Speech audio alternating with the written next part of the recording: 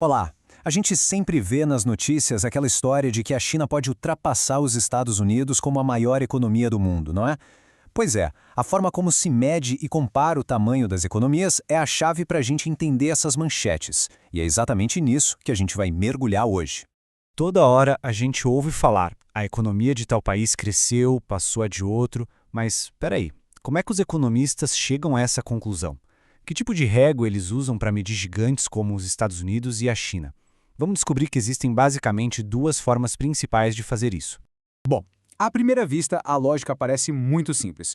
Pega-se tudo que um país produz, o famoso Produto Interno Bruto, o PIB, e pronto. Converte tudo para dólar usando a taxa de câmbio oficial. Esse método parece direto, né? Coloca todo mundo na mesma página. Mas será que é tão simples assim? É aqui que a coisa começa a ficar um pouco mais complicada. Esse método, que parece super simples, tem uma falha bem grande. Acontece que a taxa de câmbio que a gente vê lá no mercado financeiro muitas vezes não reflete o que o nosso dinheiro consegue comprar de verdade no dia a dia, em cada país. Pensa bem, as taxas de câmbio são super voláteis. Elas sobem e descem por influência de investidores, de políticas do governo, e o resultado é que um dólar pode comprar muito mais coisas em um país do que em outro.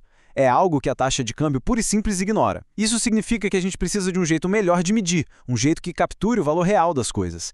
Então, se a taxa de câmbio não funciona tão bem assim, qual é a alternativa? Bom, os economistas usam um conceito bem mais preciso, chamado poder de compra. Explicando de um jeito bem simples, o poder de compra não está nem aí para o número que está escrito na nota. O que importa é o que aquele dinheiro consegue comprar. Ele mede a economia com base no custo real daquilo que as pessoas consomem todo dia. Essa frase resume a ideia perfeitamente. Ter 1 milhão de ienes lá no Japão não é a mesma coisa que ter o valor equivalente em reais aqui no Brasil. Simplesmente porque o custo de vida e o que se consegue comprar com essa grana é totalmente diferente em cada lugar.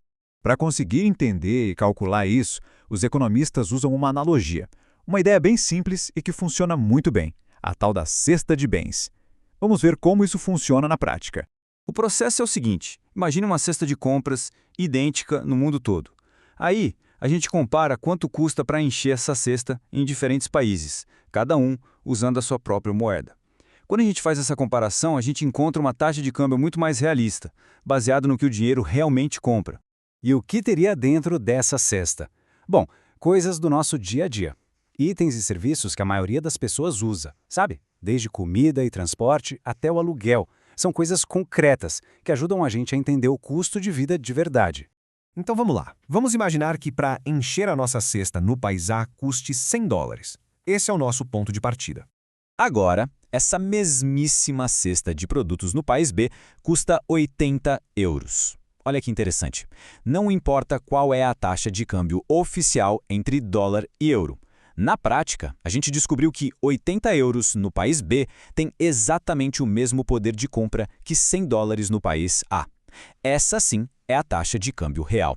E é exatamente assim que a gente consegue descobrir o verdadeiro tamanho, a verdadeira força de uma economia. Não se trata só daqueles números que ficam piscando no mercado financeiro, mas sim da realidade econômica que as pessoas vivem, que reflete a capacidade de produção real de um país. Ok. Com essa ferramenta na mão, a gente consegue montar um ranking muito mais fiel das economias do mundo. E olha, quando a gente usa o poder de compra, o mapa da economia mundial pode parecer bem diferente do que estamos acostumados. Vamos dar uma olhada nos dados de 2024. Esse ranking, geralmente mostrado em dólares, muda completamente de perspectiva quando a gente ajusta pelo poder de compra. Por exemplo, usando essa métrica, a economia da China já é, na verdade, considerada a maior do mundo, passando os Estados Unidos. Por quê? Porque o custo de vida mais baixo por lá dá um peso muito maior à produção deles. Essa tabela aqui mostra os números nominais, mas é crucial lembrar dessa outra realidade, a que o poder de compra revela. No fim das contas, esse método, que ajusta pelo custo de vida, é fundamental para uma compreensão real da economia mundial. Ele tira da frente as distorções das taxas de câmbio.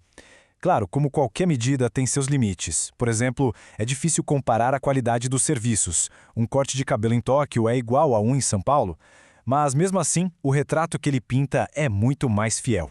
E a gente termina com uma reflexão.